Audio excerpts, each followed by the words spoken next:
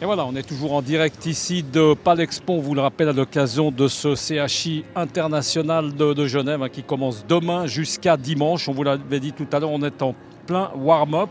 Entendez par là, eh bien, c'est un peu d'échauffement, l'occasion eh bien, pour les chevaux et les cavaliers de reconnaître un peu cette piste.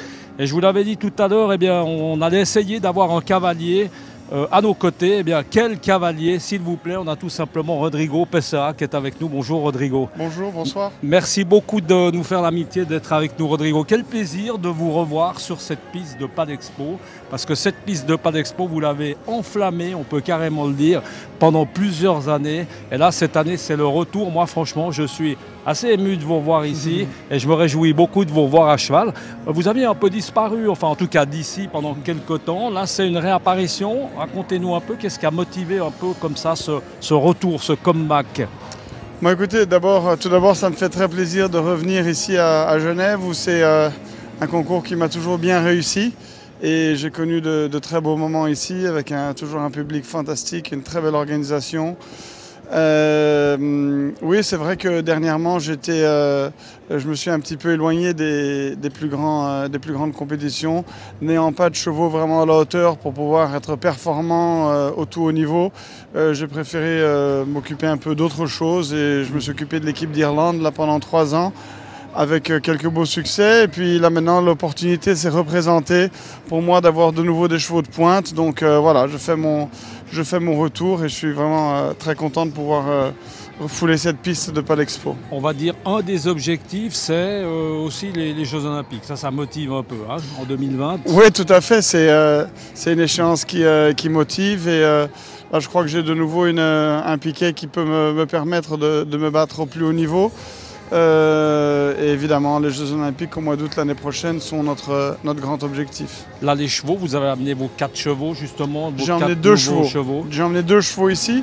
Mon cheval principal qui a un ongre de 10 ans qui s'appelle Quality, que je monte depuis le mois de février, qui fera les épreuves principales, et une jument secondaire qui s'appelle Venice Beach, que je monte aussi depuis l'été de cette année. Alors, des bons chevaux, vous en avez eu plusieurs, hein, évidemment, sous votre selle. Ceux-ci, ces nouveaux chevaux, ils ont vraiment le tout gros potentiel. On vous fait confiance pour ce qui est de la détection de bons chevaux.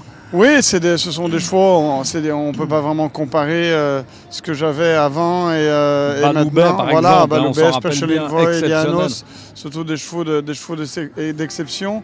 Je n'irai pas jusque dire que ces chevaux-là sont de cette trempe, mais ils ont le potentiel pour bien figurer, pour faire de bonnes choses. Ce sont des chevaux qui sont encore en développement.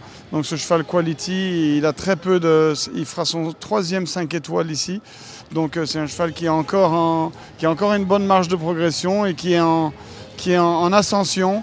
Donc voilà, mais je voulais quand même pouvoir lui montrer la piste et être présent de nouveau. Donc nous voilà. Un mot sur cette piste, Rodrigo, parce que vous la connaissez bien, elle évolue quand même un peu chaque année. Elle est toujours aussi belle. Hein. Ouais. Bon, nous, on est très fiers de cette piste parce qu'on dit que c'est la Bien meilleure sûr, du monde.